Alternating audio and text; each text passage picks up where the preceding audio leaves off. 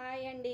బ్రేక్ఫాస్ట్లతో అయితే అస్సలు నెత్తి నొప్పి ఫ్రెండ్స్. ఇవాళ తిన్నది రేపు తినరు, రేపు తిన్నది ఎల్లుండి తినరు. రోజుకి ఒక వెరైటీ అయితే చేయాల్సి వస్తుంది. కోర్స్ వాళ్ళ బహాన మనం కూడా తింటాం అనుకోండి. నేను ఇవాళ పెసర్ల వడలు అయితే చేసిన ఫ్రెండ్స్. యాక్చువల్లీ నేను పెసరట్టు చేద్దాం అనుకున్నాను. సో అందుకనే రాత్రే సోక్ చేశాను పప్పుని. కానీ ఇంకా మార్నింగ్ అనిపించింది ఊక పెసరట్లు రొటీన్గా ఏంటి వాళ్ళ వడలు చేస్తా అనేసి అనుకున్నాను ఫ్రెండ్స్. వడలు అయితే చేసిన నేను ఈరోజు. ఇది చూడండి ఎట్లా వచ్చినాయో. ఇదిగోండి స్పంజీగా చాలా బాగున్నాయి అన్నమాట. వడలు కూడా బాగున్నాయి. పెసరట్లు బాగుంటాయి కానీ దానికన్నా డబల్ టేస్ట్ ఉన్నాయి అన్నమాట. ఇవి డీప్ ఫ్రై చేస్తాం కదా మనము. సో ఇవైతే చాలా టేస్ట్గా ఉన్నాయి ఫ్రెండ్స్. అయితే ఈరోజు ఈ బ్రేక్ఫాస్ట్ మీతో షేర్ చేసుకోబోతున్నాను ప్రాసెస్ అనేది.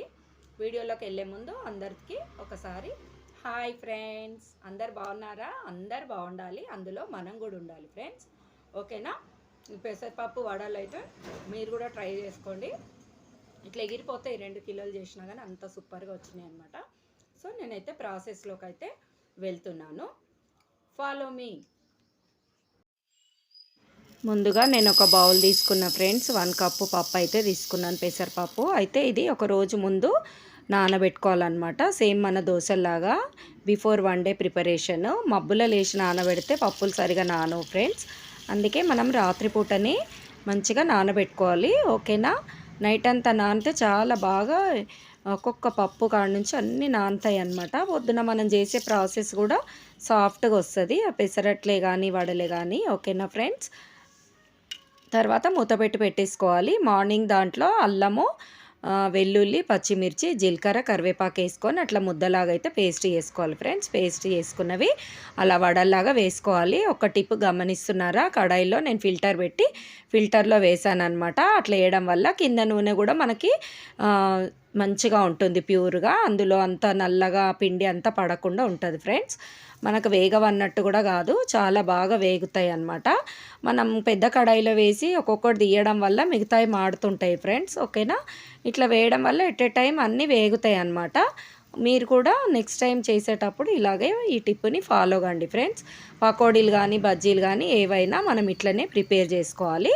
సో కింద కడాయిలో ఉన్న నూనె కూడా ప్యూర్గా ఉంటుంది ఫ్రెండ్స్. ఓకేనా? చూడండి ప్రాసెస్ అయితే ఇట్లా ఫిల్టర్లో అయితే వేసుకోవాలి ఫ్రెండ్స్.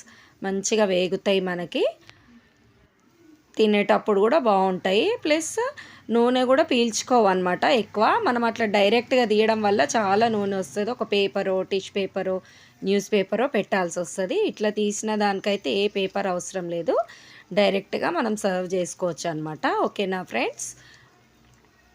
వీటికి మాత్రము నేను కర్డ్ పెట్టుకున్నాను. విత్ కర్డ్ తినాలన్నమాట. గట్టి పెరుగుని తాలింపు వేసేసుకొని అందులో కూడా ఆనియన్స్ వేసుకోవచ్చు, మన చాయిస్. ఇంకా చాలా బాగుంటుంది ఫ్రెండ్స్. పిల్లలు వచ్చేటప్పుడు మాత్రం ఇట్లా వేడివేడిగా చేయండి. ఒకవేళ ఈవినింగ్ మీరు ప్రిపేర్ చేయాలనుకుంటే మార్నింగ్ పెట్టుకోండి. మార్నింగ్ ప్రిపేర్ చేయాలని అంటే నైట్ పెట్టుకోవాలన్నమాట. 12 అవర్స్ అయితే ఖచ్చితంగా నానాలి. చూడండి నూనె అయితే ఎట్లుంది ఫ్రెండ్స్, ప్యూర్గా. ఓకేనా? వేడి వేడి పెసరవడలు రెడీ.